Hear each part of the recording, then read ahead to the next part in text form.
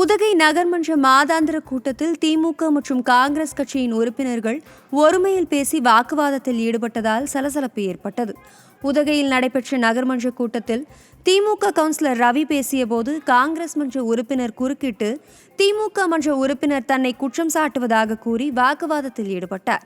மேலும் கூட்டணி கட்சிகளை சேர்ந்த இரு கட்சியினரும் ஒருமையில் பேசி வாக்குவாதத்தில் ஈடுபட்டது நகர்மன்ற கூட்டத்தில் சலசலப்பை ஏற்படுத்தியது. நான் பேசுவேன், நீ யார் அதை கேட்கிறதுக்கு? நான் பேசுவேன், உட்காரு. நீ உட்காரு. யாவது வந்து உங்களுக்கு யாவது வந்து கட்டுறாங்க. உட்காரு, பக்கத்துல உட்காரு. உட்காருங்க. நான் பேசுறேன், உட்காருங்க. நான் நியாயம் இல்லனா? என்ன நியாயம்? அந்த பக்கம் நான் ரோட்ல வரனே உனக்கு தெரியுமா? நடக்குது உனக்கு தெரியுமா? தெரியுமா சொல்ல வந்தேன். திருவள்ளூர் மாவட்டம் திருத்தணி நகராட்சியில் சிக்னல் மின் கம்பங்கள் பயன்படாமல் காட்சி பொருளாக இருப்பதாக குற்றச்சாட்டு எழுந்துள்ளது. பைபாஸ் ரவுண்டானா பகுதியில் புதிதாக அமைக்கப்பட்ட சிக்னல் மின் கம்பங்கள் பயன்படாமல் காட்சி பொருளாக உள்ளது. இதனால் விபத்து ஏற்பட்டால் யார் பொறுப்பு என கேள்வி எழுப்பிய மக்கள் உரிய நடவடிக்கை எடுக்குமாறு கோரிக்கை விடுத்துள்ளனர். திண்டுக்கல்லில் நின்று கொண்டிருந்த வாகனம் மீது ஆம்னி கார் மோதிய சிசிடிவி காட்சி அதிர்ச்சியை ஏற்படுத்தியுள்ளது. பழனி அருகே புளியம்பட்டி நால்ரோடு பகுதியில் ஆம்னி கார் ஒன்று வந்து கொண்டிருந்தது. அப்போது திடீரென சாலையை கடக்க வந்த ஆட்டோவால் கார் கட்டுப்பாட்டை இழந்து சாலையோரத்தில் நின்று கொண்டிருந்த சரக்கு வாகனம் மீது மோதி விபத்துக்குள்ளானது. இந்த சம்பவம் தொடர்பான சிசிடிவி காட்சி பரபரப்பை ஏற்படுத்தியுள்ளது.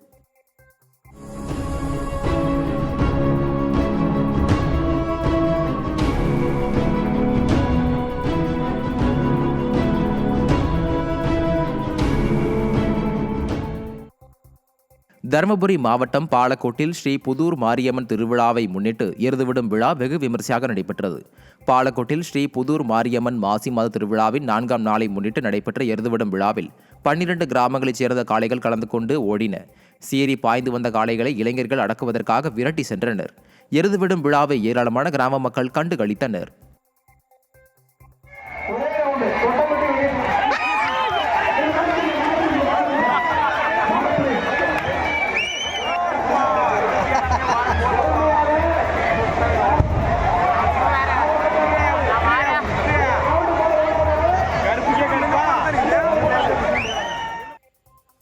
ஐந்து வயது சிறுமியை பாலியல் ரீதியாக துன்புறுத்திய வழக்கில் 62 வயது முதியவருக்கு 31 ஆண்டுகள் சிறை தண்டனை விதித்து தேனி போக்சோ சிறப்பு நீதிமன்றம் தீர்ப்பளித்துள்ளது. கடந்த 2022ஆம் ஆண்டு குமுளி காவல் நிலைய எல்லைக்குட்பட்ட பகுதியைச் சேர்ந்த முதியவர் கோபாலகிருஷ்ணன் 5 வயது சிறுமியை பாலியல் ரீதியாக துன்புறுத்தியதாக கைது செய்யப்பட்டார். இந்த வழக்கு தேனி மாவட்ட ஒருங்கிணைந்த நீதிமன்றத்தில் உள்ள போக்சோ சிறப்பு நீதிமன்றத்தில் நடந்து வந்த நிலையில் குற்றம் சாட்டப்பட்ட முதியவருக்கு 31 ஆண்டுகள் சிறை தண்டனை விதித்து தீர்ப்பளிக்கப்பட்டது. திருப்பூர் மாவட்டம் பல்லடம் அரசு போக்குவரத்து பணிமனை அருகே உள்ள விவசாய நிலத்தில் திடீர் தீ விபத்து ஏற்பட்டது. காற்றின் வேகம் காரணமாக தீ மளமளவென பற்றி எரிந்த நிலையில் தகவல் அறிந்து சம்பவ இடத்திற்கு சென்ற தீயணைப்பு துறையினர் சுமார் 2 மணி நேரத்திற்கும் மேலாக போராடி தீயை கட்டுக்குள் கொண்டு வந்தனர். தீ விபத்து தொடர்பாக வழக்கு பதிந்து போலீசார் விசாரித்து வருகின்றனர். ராமநாதபுரம் மாவட்டம் கடலாடி அருகே லஞ்சம் வாங்கிய மின்வாரிய உதவி பொறியாளரை லஞ்ச ஒழிப்புத்துறை கைது செய்தது. லஞ்ச ஒழிப்புத்துறை அலுவலகத்தில் காவலராக பணிபுரியும் அம்மாசி வீட்டிற்கு மின் இணைப்பு கோரி மின்வாரிய உதவி மின் பொறியாளரை தொடர்பு கொண்டுள்ளார். அப்போது பொறியாளர் 12,000 ரூபாய் செலவாகும் எனவும் இணையத்தில் பதிவு செய்தால் 5,192 ஆகும் நிலையில் மீதமுள்ள 7,000 தனக்கு வழங்க வேண்டும் என கட்டாயப்படுத்தியுள்ளார். இதுகுறித்து அம்மாசி அளித்த புகாரின் பேரில் லஞ்ச ஒழிப்பு போலீசார் ஆலோசனைப்படி ரசாயனம் தடவிய 7,000 மின்வாரிய உதவி பொறியாளரிடம் வழங்கப்பட்டது. அதை அவர் வாங்கிய போது மறைந்திருந்த லஞ்ச ஒழிப்புத்துறை கைது செய்தது. மதுபோதையில் தாயை அடித்து துன்புறுத்திய தந்தையை கொலை செய்த வழக்கில் தாய் மற்றும் மகனுக்கு ஆயுள் தண்டனை விதித்து தேனி மாவட்ட கூடுதல் அமர்வு நீதிமன்றம் தீர்ப்பளித்துள்ளது. சிந்தலைச்சேரி பகுதியைச் சேர்ந்த அந்தோணி ராஜா மதுபோதையில் தனது மனைவி செலின் மேரியை தொடர்ந்து அடித்து துன்புறுத்தி வந்துள்ளார். இதனால் ஆத்திரமடைந்த மகன் ராஜ்குமார் மற்றும் தாய் செலினி மேரி இணைந்து தாக்கியதில் அந்தோணி ராஜா உயிரிழந்தார். இந்த வழக்கு தேனி மாவட்ட கூடுதல் அமர்வு நீதிமன்றத்தில் நடந்து வந்த நிலையில் இருவருக்கும் ஆயுள் தண்டனை மற்றும் 1000 ரூபாய் அபராதம் விதித்து தீர்ப்பளிக்கப்பட்டது. கரூர் அருகே தேசிய நெடுஞ்சாலையில் கட்டுப்பாட்டை இழந்த கார் 10 அடி பள்ளத்தில் கவிழ்ந்த விபத்தில் பெண் ஒருவர் சம்பவ இடத்திலேயே உயிரிழந்தார். ஆட்டையாம்பரப்பு பகுதியைச் சேர்ந்த பழனிசாமி மற்றும் அவரது மனைவி மணிமேகலை உட்பட குடும்பத்தினர் உறவினர் திருமணத்திற்கு சென்று காரில் வீடு திரும்பிக் கொண்டிருந்தனர். அப்போது காப்பரமத்தி அருகே காருடையாம்பாளையம் பகுதியில் ஓட்டுநரின் கட்டுப்பாட்டை இழந்த கார் பள்ளத்தில் தலைக்குப்புற கவிழ்ந்து விழுந்தது. இந்த விபத்தில் மணிமேகலை சம்பவ இடத்திலேயே உயிரிழந்த நிலையில் பழனிசாமி உட்பட 2 படுகாயங்களுடன் மருத்துவமனையில் அனுமதிக்கப்பட்டனர். மன்னார்குடி அருகே நேரடி நெல் கொள்முதல் நிலையத்தில் லாரி மோதி விவசாயி பலியான சம்பவம் சோகத்தை ஏற்படுத்தியுள்ளது. திருவாரூர் மாவட்டம் மன்னார்குடி அருகே சங்கர் என்பவர் நெல்மணிகளை விற்பனை செய்வதற்காக கொள்முதல் நிலையத்திற்கு சென்றார். அப்போது நெல் மூட்டைகளை இறக்கிக் கொண்டிருந்த லாரியை ஓட்டுநர் பின்புறமாக எடுத்தபோது அருகில் நின்ற சங்கர் மீது லாரி மோதியதில் பலத்த காயமடைந்த சங்கர் சம்பவ இடத்திலேயே உயிரிழந்தார். தூத்துக்குடி மாவட்டம் திருச்செந்தூர் நெல்லை சாலையில் இருசக்கர வாகனம் மீது கார் மோதியதில் இளைஞர் படுகாயமடைந்தார். குமாரபுரத்தைச் சேர்ந்த இளைஞர் சவுந்தரபாண்டி திருச்செந்தூர் நெல்லை சாலையை கடக்க முயன்றபோது நெல்லை மாவட்டம் பாளையங்கோட்டையைச் சேர்ந்த இளைஞர் முனியசாமி அதிவேகமாக இயக்கி வந்த கார் மோதியது. இதில் படுகாயமடைந்த இளைஞர் சவுந்தரபாண்டி தூத்துக்குடி அரசு மருத்துவமனையில் சிகிச்சை பெற்று வருகிறார். விபத்து தொடர்பான சிசிடிவி காட்சி வெளியாகி அதிர்ச்சியை ஏற்படுத்தியுள்ளது.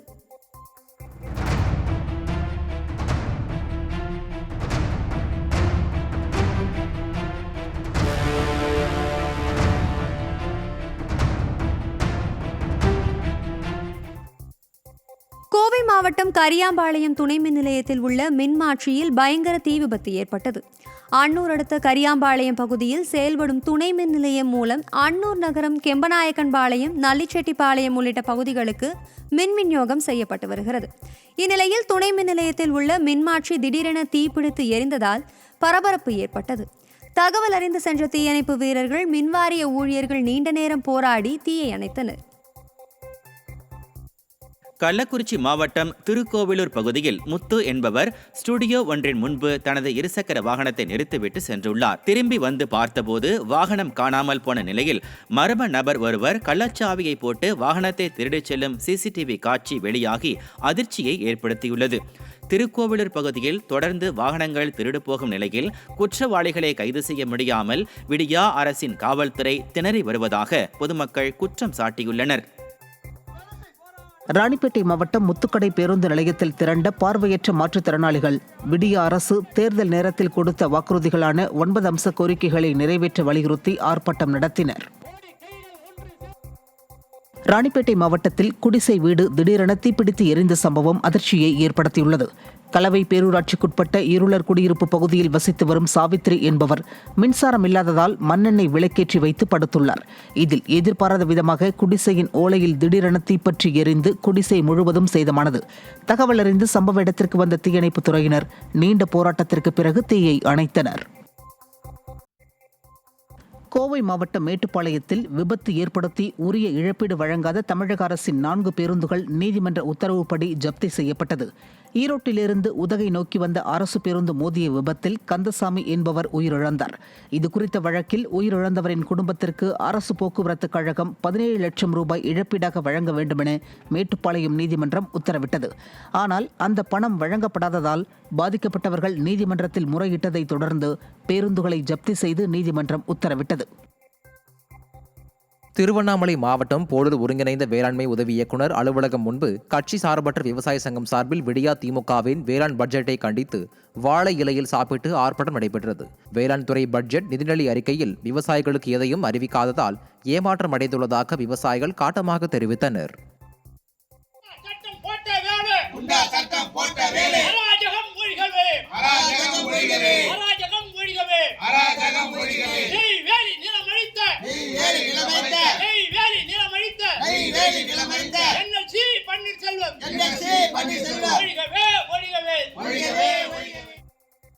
அந்த மண்ணுயிர் போராளிகளை காப்பாற்றுவதற்காக அரசு எந்த ஒரு நடவடிக்கையும் அவருடைய பேச்சுவார்த்தைக்கும் அழைக்காம இவங்க மண்ணுயிர் திட்டம் என்று சொல்றாங்க. 6 லட்சம் கோடி முதலீடுகள் தோல் முதலீடு கொண்டாந்தார். 1 பைசா கூட வேளாண் விளைபொருட்கள் மதிப்பு கூட்டுவதற்கு இல்லை. எல்லாமே வேதியியல் ரசாயன கழிவுகளை பூமியில் செலுத்தி, மின் கழிவுகளை பூமியில் செலுத்தி உலக குப்பை தொட்டியாக்குறது. தமிழகத்தை உலக குப்பை தொட்டியாக்குறது. தஞ்சாவூர் மாவட்டத்தில் வாழை நாருக்கு உரிய விலை கிடைக்கவில்லை என விவசாயிகள் வேதனை தெரிவித்துள்ளனர். ஐயம்பேட்டை மற்றும் அதை சுற்றியுள்ள கிராமங்களில் விவசாயிகள் அதிக அளவில் வாழை பயிர் சாகுபடி செய்துள்ளனர். தற்போது வாழை அறுவடை முடிந்து வாழை நாரை பிரித்து விற்பனைக்கு அனுப்பி வைத்துள்ள நிலையில் அவற்றுக்கு உரிய விலை கிடைக்கவில்லை என விவசாயிகள் தெரிவித்துள்ளனர். அது மட்டுமல்லாமல் வாழை விவசாயிகளுக்கு மானியத்துடன் விடிய அரசு கடன் உதவி வழங்க வேண்டும் என வலியுறுத்தியுள்ளனர். சேலம் மாவட்டம் ஒளிபுரம் நடைபெற்ற ஜல்லிக்கட்டு போட்டியில் 500 காளைகள் பங்கேற்றன. ஆத்தூர் அருகே உள்ள ஒளிபுரம் பகுதியில் மாபெரும் ஜல்லிக்கட்டு விழா நடைபெற்றது. இதில் சுமார் 500 காளைகள் மற்றும் 300 மாடுபிடி வீரர்கள் பங்கேற்றனர். இந்த போட்டியில் சிறந்த மாடுபிடி வீரர்களுக்கு கேஸ் அடுப்பு, தென்னங்கன்று போன்ற பரிசுப் பொருட்கள் வழங்கப்பட்டன. மயிலாடுதுறை மாவட்டம் சீர்காழி அருகே அறுந்து கிடந்த உயர் அழுத்த மின்கம்பியை மிதித்ததில் மின்சாரம் தாக்கி கூலி தொழிலாளி உயிரிழந்த சம்பவம் சோகத்தை ஏற்படுத்தியுள்ளது. மேலையூரில் உள்ள காவிரி கடைமடை கதவணைக்கு மேலே செல்லும் உயர் அழுத்த மின்கம்பி அறுந்து தண்ணீரில் விழுந்துள்ளது. இதை அறியாமல் தண்ணீரில் இறங்கிய குரங்குப்புத்தூர் கிராமத்தை சேர்ந்த கூலி தொழிலாளி சிவமூர்த்தி என்பவர் மின்சாரம் தாக்கி சம்பவ இடத்திலேயே உயிரிழந்தார். சம்பவம் தொடர்பாக வழக்கு பதிந்து போலீசார் விசாரித்து வருகின்றனர். சேலத்தில் 10 அம்ச கோரிக்கைகளை வலியுறுத்தி தமிழ்நாடு வருவாய்த்துறை அலுவலர்கள் 2வது நாளாக பணிகளை புறக்கணித்து காத்திருப்பு போராட்டத்தில் ஈடுபட்டனர். சேலம் மாவட்ட ஆட்சியர் அலுவலக வளாகத்திற்குள் 200க்கும் மேற்பட்டோர் காத்திருப்பு போராட்டத்தில் ஈடுபட்டனர். மேலும் தங்களின் கோரிக்கைகளை நிறைவேற்ற வலியுறுத்தி வரும் 27ஆம் தேதி முதல் தொடர் வேலைநிறுத்த போராட்டத்தில் ஈடுபடப் போவதாக எச்சரிக்கை விடுத்துள்ளனர்.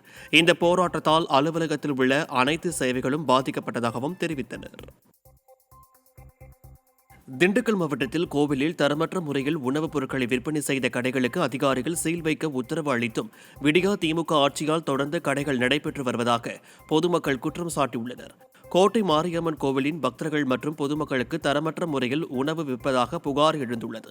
இதன் அடிப்படையில் உணவு பாதுகாப்புத் துறை மற்றும் மாநகராட்சி சுகாதாரத்துறை அதிகாரிகள் தரமற்ற முறையில் தயார் செய்யப்பட்ட கடைகளுக்கு சீல் வைக்க உத்தரவு தெரிவித்தனர். இந்நிலையில் சீல் வைக்காமல் தொடர்ந்து கடையை நடத்தி வரும் மாநகராட்சி சுகாதாரத்துறை அதிகாரிகளால் பரபரப்பு ஏற்பட்டது. புதுக்கோட்டையில் 10 அம்ச கோரிக்கைகளை வலியுறுத்தி 100க்கும் மேற்பட்ட அதிகாரிகள் காத்திருப்பு போராட்டத்தில் ஈடுபட்டனர். தமிழ்நாடு வருவாய்த்துறை அலுவலர் சங்கத்தின் சார்பில் 10 அம்ச கோரிக்கைகளை வலியுறுத்தி புதுக்கோட்டை மாவட்ட ஆட்சியர் அலுவலகம் மற்றும் வட்டாட்சியர் அலுவலகத்தில் பணிகளை புறக்கணித்து வட்டாட்சியர், VAO உள்ளிட்ட அரசு அதிகாரிகள் காத்திருப்பு போராட்டத்தில் ஈடுபட்டனர். இதனால் வட்டாட்சியர் அலுவலகம் மற்றும் மாவட்ட ஆட்சியர் அலுவலகங்களில் அதிகாரிகள் இல்லாமல் வெறிச்சோடி காணப்பட்டது.